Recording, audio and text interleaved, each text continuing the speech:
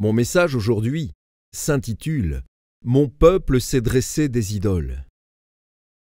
Le mandat que j'ai reçu du Seigneur est d'avertir les parents chrétiens qu'il ne les tiendra pas pour innocents de la destruction de leurs enfants par l'idole qu'est la télévision.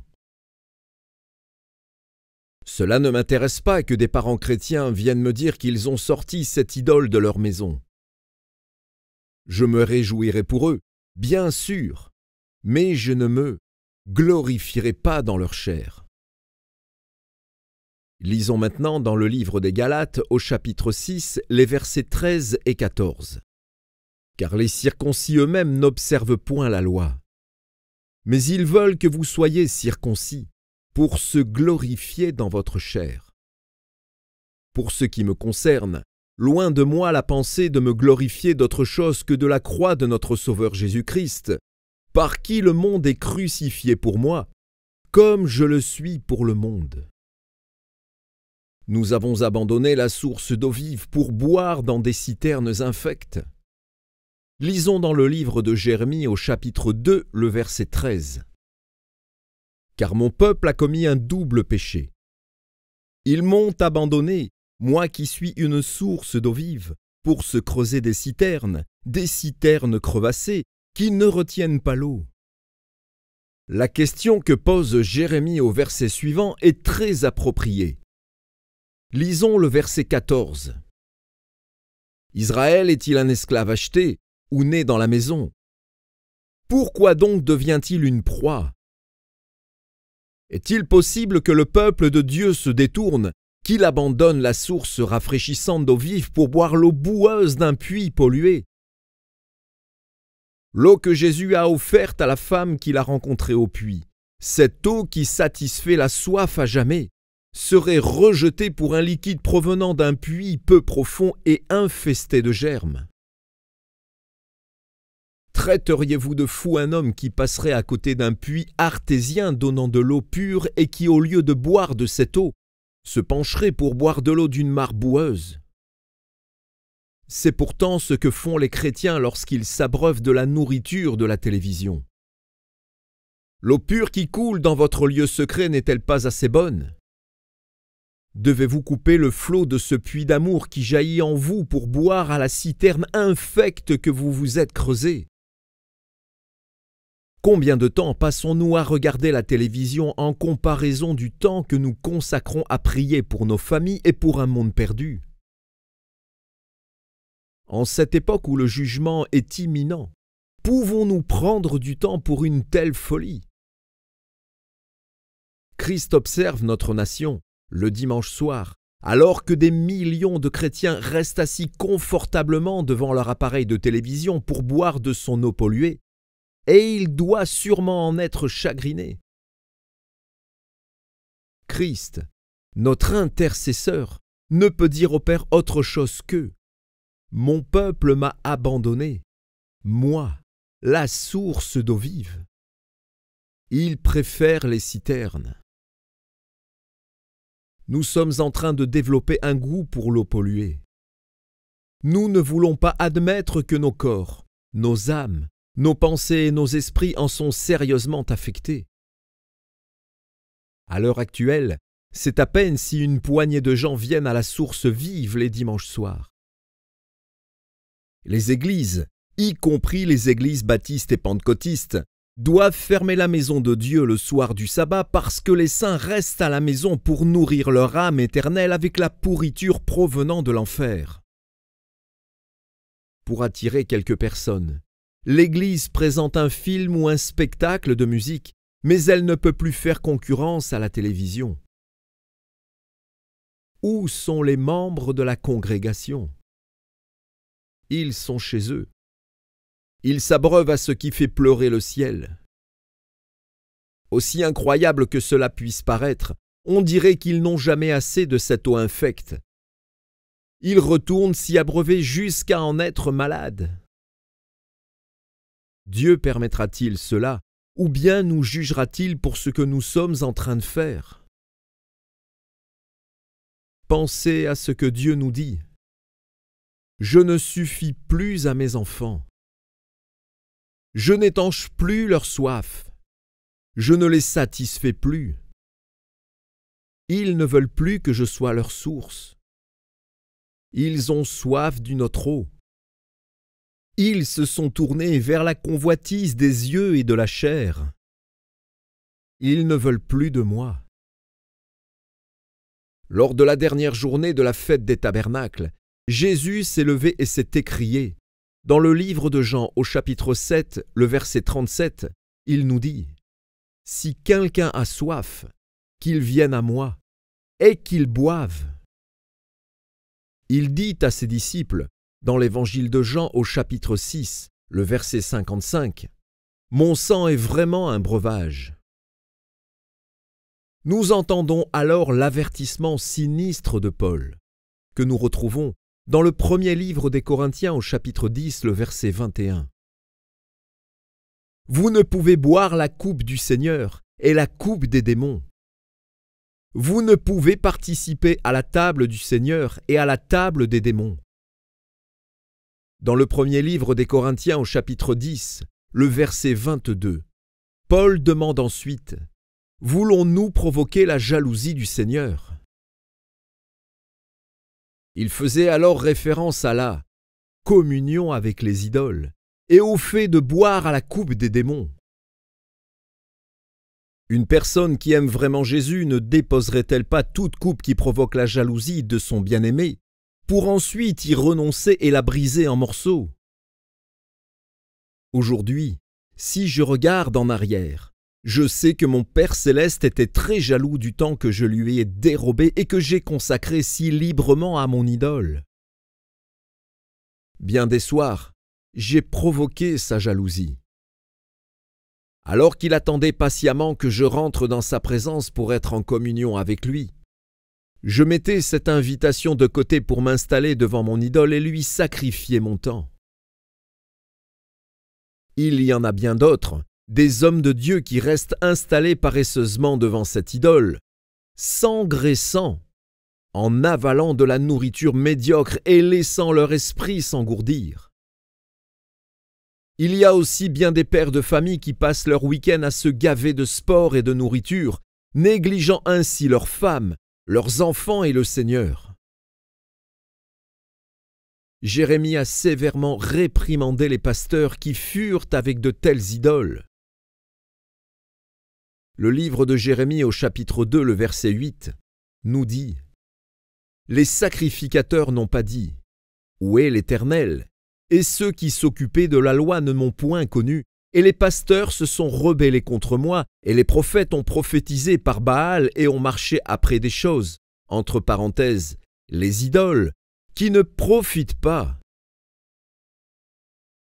Les pasteurs ne pleuraient pas sur la disette et l'iniquité qu'on retrouvait dans la maison de l'Éternel. Ils ne désiraient pas que la gloire de Dieu revienne ou que soit restaurée la sainteté envers le Seigneur. Nul ne disait « Où est Dieu ? Où est l'évidence de sa présence, de sa puissance, de son action ?» Les pasteurs prêchaient devant leurs idoles tout comme le faisait le peuple d'Israël. Ils prêchaient sans avoir de message de la part de Dieu, et leur cœur était loin du Seigneur. Leur cri n'était pas « Ainsi parle le Seigneur ». C'était plutôt une parole morte provenant d'un vase vide. Les hommes de Dieu qui sont collés à leur télévision finissent par devenir secs et vides, et leur vie de prière est presque détruite. La conséquence en est la mort spirituelle, tant dans la chair que sur les bancs de l'Église. Dans le livre de Jérémie au chapitre 2, le verset 11, Jérémie nous dit « Mon peuple a changé sa gloire contre ce qui n'est d'aucun secours. » L'onction a été changée contre une idole. Toujours dans le livre de Jérémie au chapitre 2, le verset 35, celui-ci nous dit « Malgré cela, tu dis « Oui, je suis innocente. » Certainement, sa colère s'est détournée de moi. Voici, je vais contester avec toi, parce que tu dis « Je n'ai point péché. » Il y a des ministères qui peuvent gaspiller des heures à regarder des visions de l'enfer et qui disent quand même à Dieu « Je suis innocente, je n'ai point péché ». Je sais de quoi je parle parce que je me suis dit ces mêmes choses, ainsi qu'à Dieu, pendant des années. Il n'y a pas de péché là-dedans. Ça ne cause aucun tort. Dieu n'est pas fâché. Cela ne procure qu'un peu de détente, un changement de rythme. Le fait de passer des heures à regarder les sports, une autre idole pour beaucoup, et de voler ainsi à Dieu du temps précieux nous fait perdre notre vision et éloigne de nous la gloire de Dieu. Il n'est alors guère étonnant de constater qu'un si grand nombre de nos églises soient mortes et enterrées, coupées de leurs racines. Nous sommes exactement comme les enfants d'Israël, entêtés, obstinés, résolus à nous abandonner au péché des païens. Dans le livre de Jérémie au chapitre 6, le verset 21, Jérémie a écrit « Voici, je mettrai devant ce peuple des pierres d'achoppement, contre lesquelles se heurteront ensemble père et fils. » Satan nous a trompés en nous faisant croire que la télévision n'était qu'une distraction et non une abomination. L'une des plus graves malédictions de cette idole est que nous avons perdu de vue l'urgence de nous préparer pour le retour de Christ et pour le jugement imminent. Nous avons tellement ri avec Lucie, entre guillemets, personnage principal d'une comédie télévisée populaire aux États-Unis, fermons les guillemets, qu'il nous est difficile de garder notre sérieux devant la réalité de notre entrée dans la gloire et dans notre foyer céleste. Nous rions alors que nous devrions être prosternés devant Dieu, le cœur brisé et l'esprit contrit. Nos rires nous engourdissent et nous rendent inconscients du jugement qui vient bientôt. De nos jours, il est presque impossible de soulever une foule de chrétiens en prêchant l'imminence du retour de Jésus. Même les avertissements concernant la colère finale de Dieu sont accueillis avec un grand « mouais ». Toutes les visions de terreur, de violence, de troubles et de tragédies que nous avons vues en abondance à la télévision ont eu l'effet d'un sédatif sur nous. La fin du monde et les jugements de Dieu sur le pécheur ne sont qu'une autre image d'horreur. Plus rien ne nous semble réel parce que la télévision a transformé la vie en un grand rêve sur vidéo. Dieu a besoin de quelques prophètes intrépides pour nous ramener à la réalité. La vie n'est pas une autre série télévisée et le jugement imminent de notre nation est tout ce qu'il y a de plus réel. Qu'en est-il de l'équilibre? Partout où je vais, j'entends ceci. Il y a un bouton sur le téléviseur. Vous pouvez toujours l'éteindre. Nous devons conserver un équilibre dans ce genre de choses et éviter de devenir fanatiques. Écoutez-moi bien. Équilibre est le mot convenu pour désigner un cœur divisé. Des chrétiens tièdes s'en servent pour pouvoir s'accrocher à toutes sortes d'idoles. De toute façon, qui appuie sur le bouton pour éteindre le téléviseur? Qui ne regarde que les bonnes choses? Je crois que Dieu en est venu à détester le mot équilibre, car il désire maintenant un christianisme radical. Avec la menace d'un holocauste nucléaire pesant lourdement au-dessus de cette nation, ne devrions-nous pas être radicaux dans notre service et nos dévotions?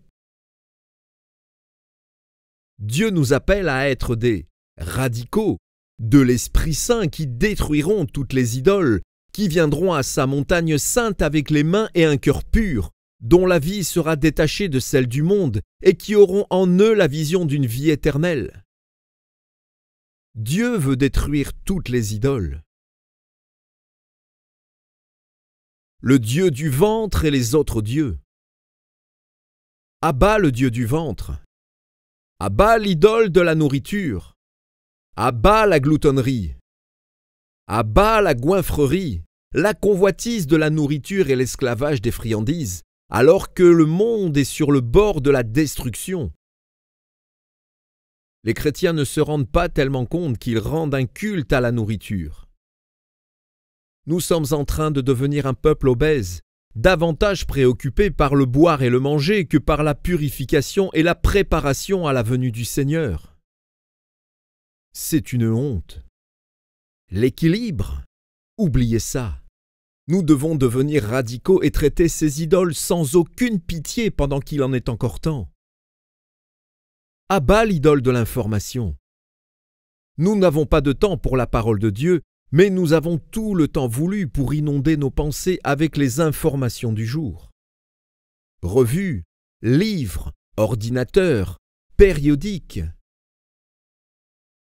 Nous ressentons le besoin de nous tenir informés. Pour des multitudes de gens, dont bien des ministres, les informations sont devenues une idole. Détruisez cette idole et retournez à la révélation de Dieu, à sa parole purifiante et guérissante. Plus question de substituer une idole à une autre. Je vois des chrétiens se défaire de leur idole, la télévision, pour la remplacer tout simplement par la nourriture, le cinéma, les sports, les divertissements, les revues stupides et les livres inutiles. Une des raisons pour laquelle Dieu veut que nous sortions la télévision de nos maisons est que nous puissions consacrer plus de temps à la prière, à l'étude de la Bible et à notre croissance spirituelle. Si le temps ainsi sauvé n'est pas utilisé avec sagesse, vous substituerez une autre idole à la télévision. Gardez votre téléviseur si vous n'êtes pas décidé à passer plus de temps à prier et à chercher Dieu. Disciplinez-vous et soumettez vos pensées au Seigneur Jésus. Demeurez dans sa parole jusqu'à ce qu'elle devienne pour vous un nouveau livre, que vous soyez attirés par elle et que sa douce puissance purificatrice agisse en vous. Ceux qui s'approcheront de Dieu n'auront plus besoin de la télévision. Le livre d'Osée au chapitre 14 et au verset 8 nous dit « Qu'ai-je à faire encore avec les idoles ? Je l'exaucerai, je le regarderai. » Les évangélistes de la télévision. Qu'en est-il des évangélistes de la télévision qui ont besoin du soutien financier des chrétiens pour continuer leur œuvre ? Il y a des missionnaires dans tous les coins du monde qui reçoivent des subventions et vous ne les voyez jamais à la télévision. Vous êtes rarement en contact avec eux. Et pourtant, vous donnez parce que vous avez l'Évangile à cœur.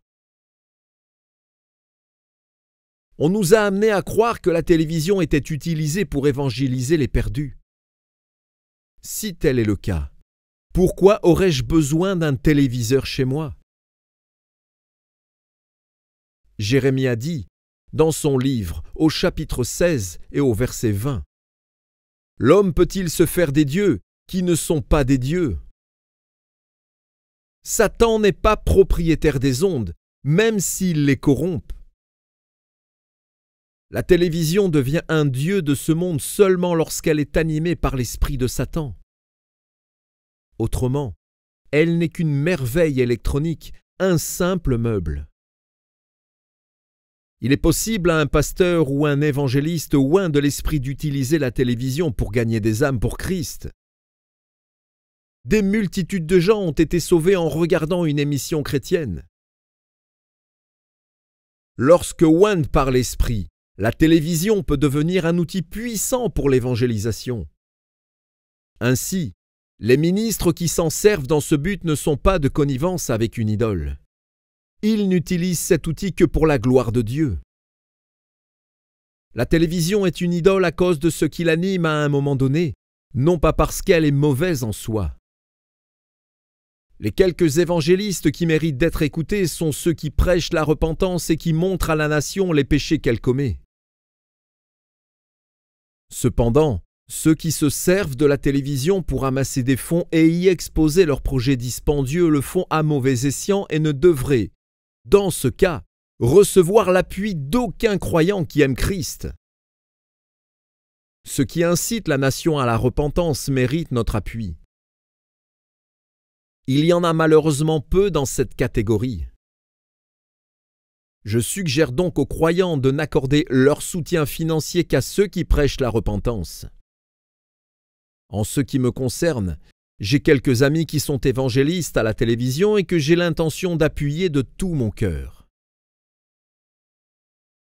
Je préfère ne pas avoir de téléviseur chez moi parce que je n'ai pas besoin d'être évangélisé et que je peux soutenir les quelques prédicateurs en qui j'ai confiance, sans devoir regarder leurs émissions.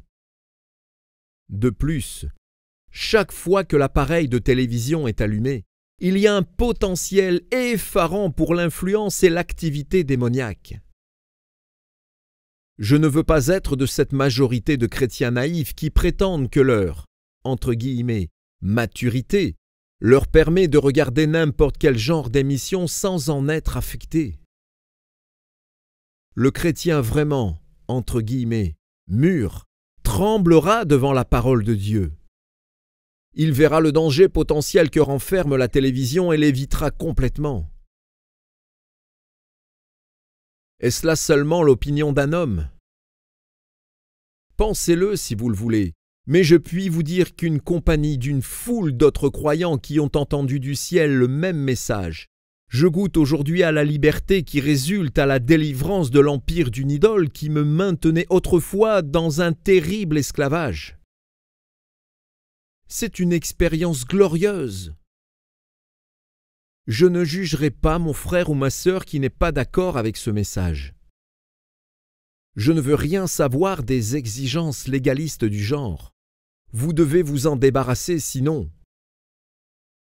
Que chaque croyant cherche le Seigneur pour être convaincu par lui et pour connaître la direction qu'il doit suivre. Ne faites rien à moins d'y être conduit par l'Esprit de Dieu. Je ne suis pas convaincu. C'est ce que me disent bien des chrétiens. Or, je prétends qu'il peut s'agir là d'une porte de sortie. J'ai prié à ce sujet et voici ce que je crois. Une fois que la parole nous est clairement révélée à ce sujet, il ne s'agit pas d'être convaincu, mais simplement d'obéir.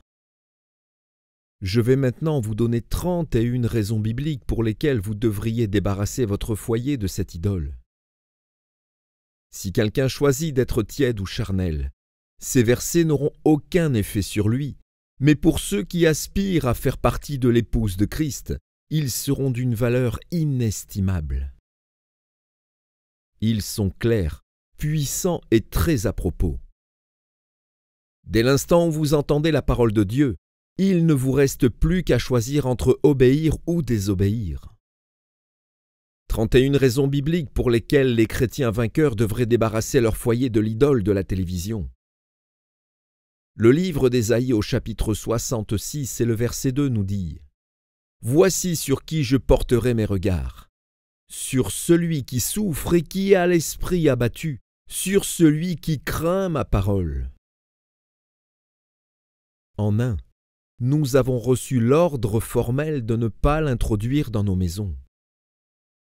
Le livre du Deutéronome au chapitre 7, le verset 26 nous dit « Tu n'introduiras point une chose abominable dans ta maison, afin que tu ne sois pas, comme cette chose, dévoué par interdit.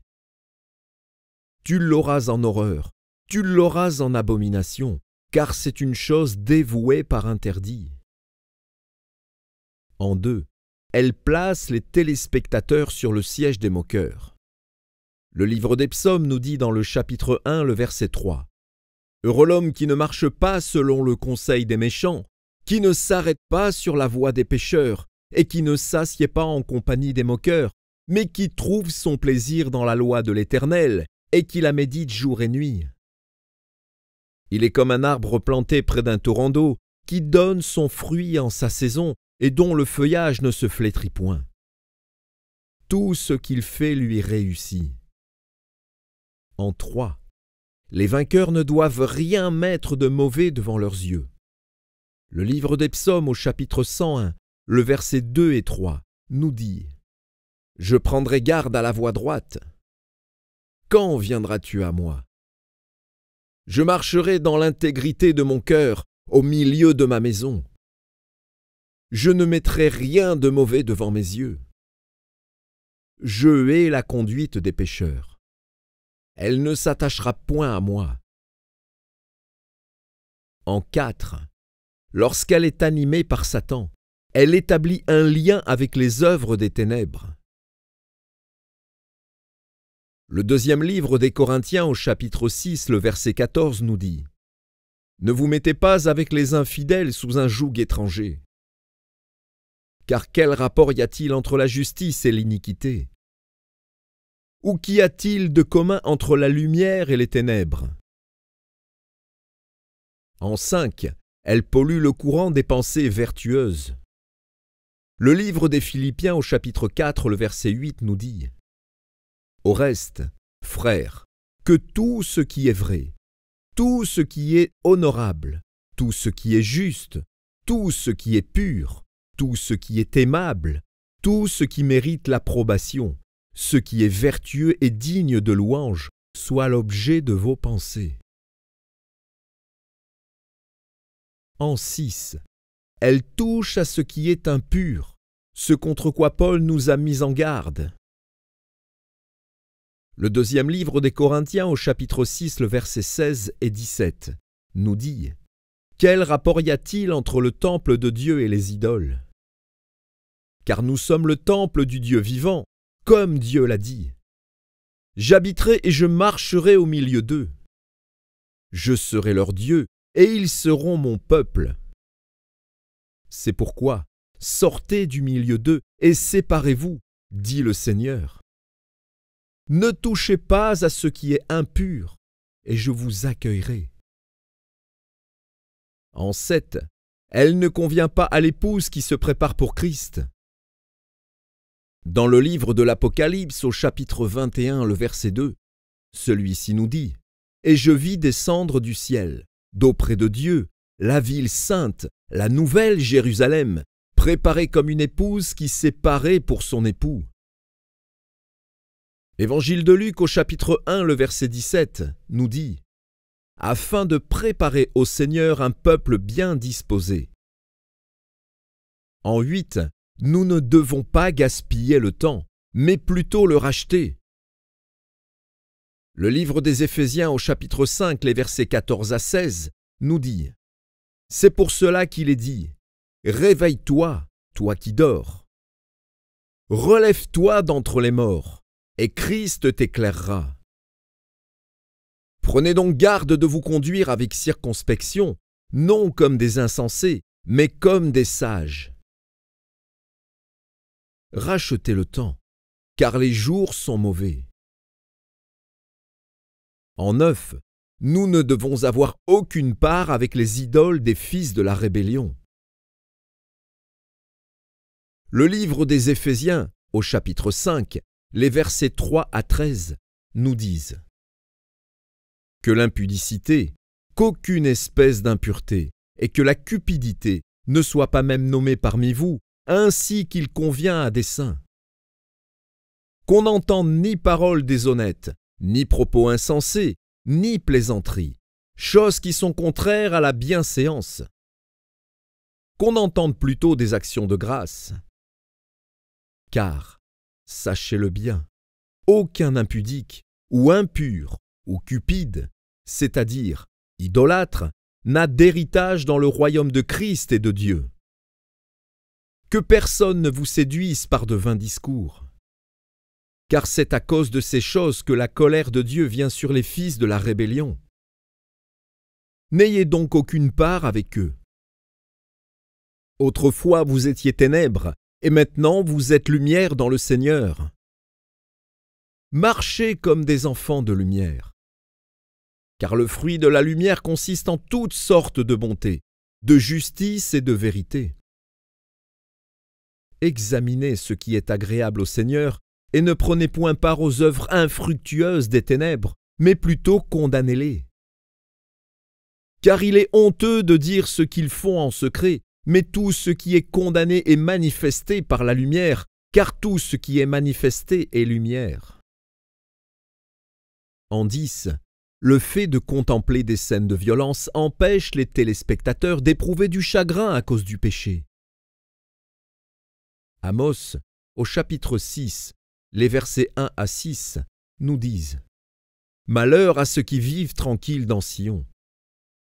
Vous croyez éloigner le jour du malheur et vous faites approcher le règne de la violence. Ils reposent sur des lits d'ivoire. Et ils ne s'attristent pas sur la ruine de Joseph. 11. Elle ne renouvelle certainement pas l'intelligence. Le livre des Romains au chapitre 12, les versets 1 et 2 nous disent « Je vous exhorte donc, frères, par les compassions de Dieu, à offrir vos corps comme un sacrifice vivant, saint, agréable à Dieu, ce qui sera de votre part un culte raisonnable.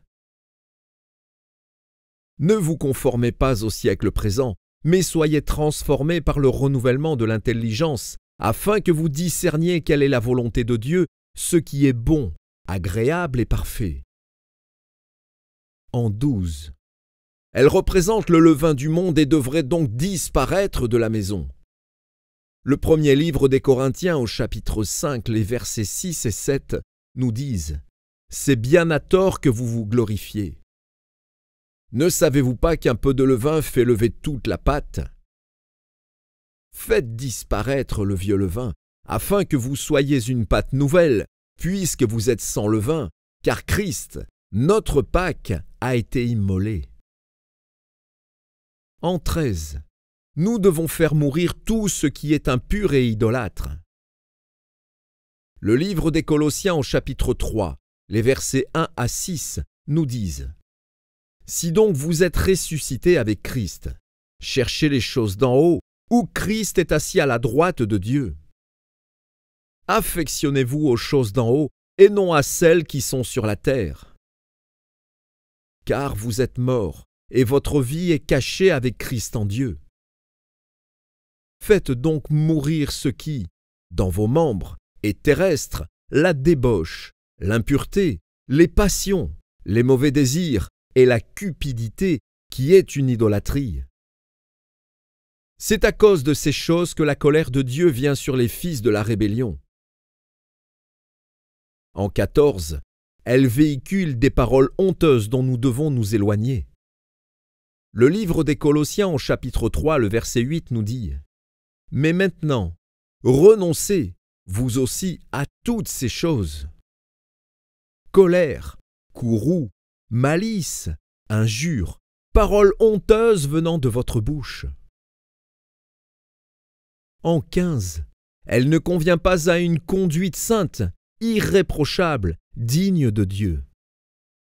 Le premier livre des Thessaloniciens au chapitre 2, les versets 10 à 12 nous disent « Vous êtes témoins, et Dieu l'est aussi, que nous avons eu envers vous qui croyez une conduite sainte, juste et irréprochable.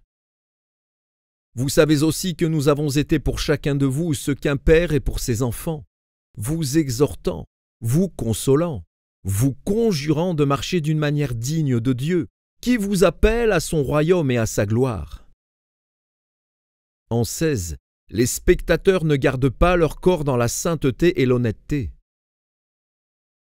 Le premier livre des Thessaloniciens au chapitre 4, les versets 3 à 7 nous disent « Ce que Dieu veut, c'est votre sanctification. C'est ce que vous vous absteniez de la débauche. C'est que chacun de vous sache posséder son corps dans la sainteté et l'honnêteté. Car Dieu ne nous a pas appelés à l'impureté, mais à la sanctification. » En 17, c'est une source polluée d'où sortent la malédiction et l'amertume. Le livre de Jacques au chapitre 3, les versets 10 à 12 nous disent « De la même bouche sortent la bénédiction et la malédiction. Il ne faut pas, mes frères, qu'il en soit ainsi. La source fait-elle jaillir par la même ouverture l'eau douce et l'eau amère? Un figuier, mes frères, peut-il produire des olives ou une vigne des figues? De l'eau salée ne peut pas non plus produire de l'eau douce. En 18, Elle enlève la honte du péché. Le livre de Jérémie au chapitre 8, le verset 12 nous dit « Ils seront confus, car ils commettent des abominations. Ils ne rougissent pas, ils ne connaissent pas la honte. C'est pourquoi ils tomberont avec ceux qui tombent. Ils seront renversés quand je les châtierai, dit l'Éternel. » En 19, Christ nous appelle à oindre nos yeux, non à les empoisonner.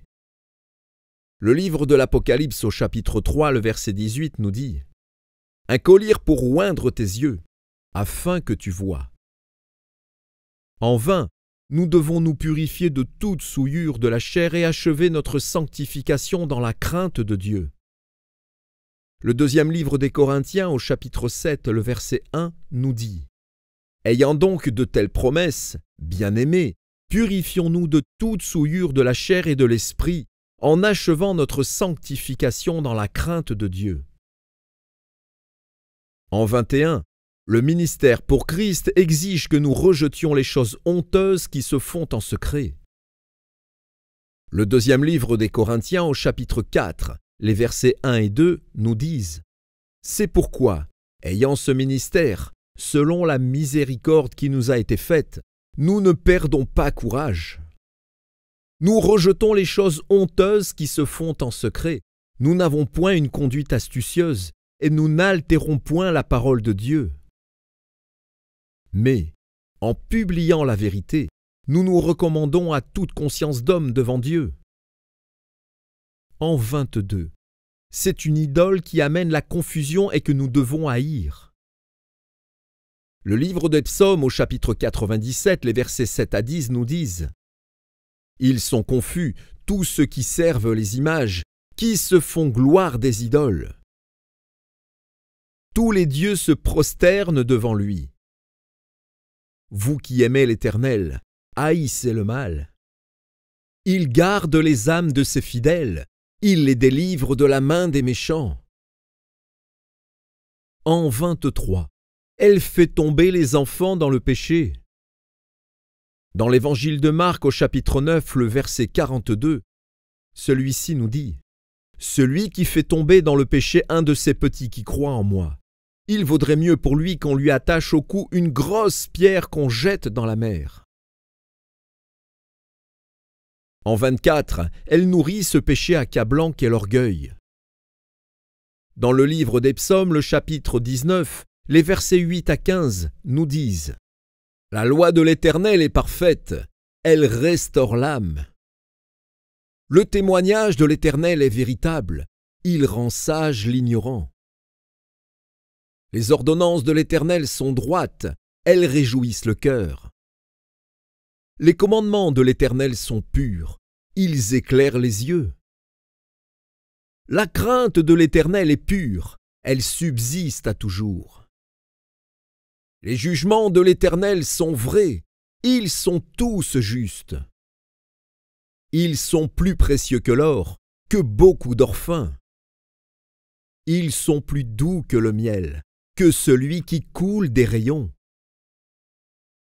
Ton serviteur aussi en reçoit instruction. Pour qui les observe, la récompense est grande. Qui connaît ses égarements? Pardonne-moi ce que j'ignore. Préserve aussi ton serviteur des orgueilleux. Qu'il ne domine point sur moi. Alors je serai intègre, innocent de grands péchés. Reçois favorablement les paroles de ma bouche et les sentiments de mon cœur, ô Éternel, mon rocher et mon rédempteur. En 25, l'heure est trop avancée. Christ revient bientôt. Nous devrions nous dépouiller des œuvres des ténèbres. Le livre des Romains au chapitre 13, les versets 12 à 14, nous disent « La nuit est avancée, le jour approche. Dépouillons-nous donc des œuvres des ténèbres et revêtons les armes de la lumière. Marchons honnêtement, comme en plein jour, loin des orgies et de l'ivrognerie, de la luxure et de la débauche, des querelles et des jalousies. Mais revêtez-vous du Seigneur Jésus-Christ et n'ayez pas soin de la chair pour en satisfaire les convoitises. Le premier livre de Jean au chapitre 3, le verset 3 nous dit « Quiconque a cette espérance en lui se purifie, comme lui-même est pur. » 26. Dieu ordonne à son peuple saint de renverser et de détruire toutes les idoles. Le livre du Deutéronome, au chapitre 7, les versets 5 et 6, nous disent « Voici, au contraire, comment vous agirez à leur égard. Vous renverserez leurs autels, vous briserez leurs statues, vous abattrez leurs idoles, et vous brûlerez au feu leurs images taillées. Car tu es un peuple saint pour l'Éternel, ton Dieu. L'Éternel, ton Dieu, t'a choisi, pour que tu fusses un peuple qui lui appartint entre tous les peuples qui sont sur la surface de la terre. » En 27, elle exprime notre amour du monde et, par le fait même, notre inimitié contre Dieu. Dans le livre de Jacques au chapitre 4, les versets 3 et 4 nous disent « Vous demandez et vous ne recevez pas, parce que vous demandez mal, dans le but de satisfaire vos passions. Adultères que vous êtes, ne savez-vous pas que l'amour du monde est inimitié contre Dieu? Celui donc qui veut être ami du monde se rend ennemi de Dieu. » En 28, la face du Seigneur est contre ceux qui font le mal. Or, les téléspectateurs ne s'éloignent pas du mal, comme il leur a été ordonné de faire. Le premier livre de Pierre nous dit au chapitre 3, les versets 10 à 13. « Si quelqu'un, en effet, veut aimer la vie et voir des jours heureux, qu'il préserve sa langue du mal et ses lèvres des paroles trompeuses, qu'il s'éloigne du mal et fasse le bien, qu'il recherche la paix et la poursuive. Car les yeux du Seigneur sont sur les justes, et ses oreilles sont attentives à leurs prières, mais la face du Seigneur est contre ceux qui font le mal. Et qui vous maltraitera si vous êtes zélés pour le bien? » En 29, même si vous estimez qu'elle n'est qu'une tache sur votre vêtement, elle n'en demeure pas moins mauvaise. Le deuxième livre de Pierre au chapitre 3, le verset 14 nous dit « C'est pourquoi, bien-aimés, en attendant ces choses, appliquez-vous à être trouvés par lui sans tache et irréprochables dans la paix. » Toujours dans le deuxième livre de Pierre au chapitre 3, le verset 17 nous dit « Vous donc, bien-aimés, qui êtes avertis, tenez-vous sur vos gardes, de peur qu'entraînés par l'égarement des impies, vous ne veniez à déchoir de votre fermeté. » En 30, la télévision véhicule les 3 tentations introduites par Satan dans le jardin d'Éden. Le premier livre de Jean au chapitre 2, les versets 15 à 17 nous disent « N'aimez point le monde, ni les choses qui sont dans le monde. Si quelqu'un aime le monde, l'amour du Père n'est point en lui. Car tout ce qui est dans le monde, la convoitise de la chair, la convoitise des yeux et l'orgueil de la vie, ne vient point du Père, mais vient du monde. Et le monde passe, et sa convoitise aussi, mais celui qui fait la volonté de Dieu demeure éternellement. » En 31, les vainqueurs qui ont vu le Seigneur dans sa gloire n'ont pas besoin de la télévision. Le livre d'Osée au chapitre 14, le verset 8 nous dit « Qu'ai-je à faire encore avec les idoles? C'est de moi que tu recevras ton fruit. »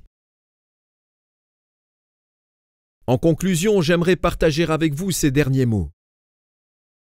Allons-nous trembler devant la parole de Dieu et y obéir, ou bien trouver des excuses et continuer à nous asseoir en compagnie des moqueurs? Parviendrons-nous à être si captivés par Christ que nous ne pourrons plus regarder ce qui pourrait lui causer du chagrin? L'épouse de Christ se séparera-t-elle vraiment de tout ce qui est de ce monde? N'y a-t-il personne dans cette nation qui puisse entendre et accepter ce message? Peut-être sommes-nous trop engourdis par les habitudes de ce monde pour pouvoir entendre ce message. L'Église de Jésus-Christ me qualifiera-t-elle de légaliste? M'accusera-t-elle de me proclamer juge? L'Esprit suscitera-t-il un groupe de saints qui se dégagera de tout lien et qui élèvera la voix en faveur d'une purification et d'une séparation d'avec le monde? L'avenir nous le dira. Que Dieu nous bénisse tous.